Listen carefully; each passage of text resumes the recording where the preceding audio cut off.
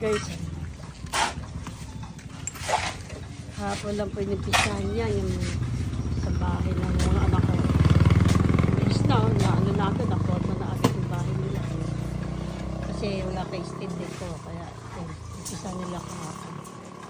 Tapos mataas na yung forma na nila ng bahay. Ayan, 2 pintuan. Up and down po yan. Bilis nilang gumawa. Umpisahan na.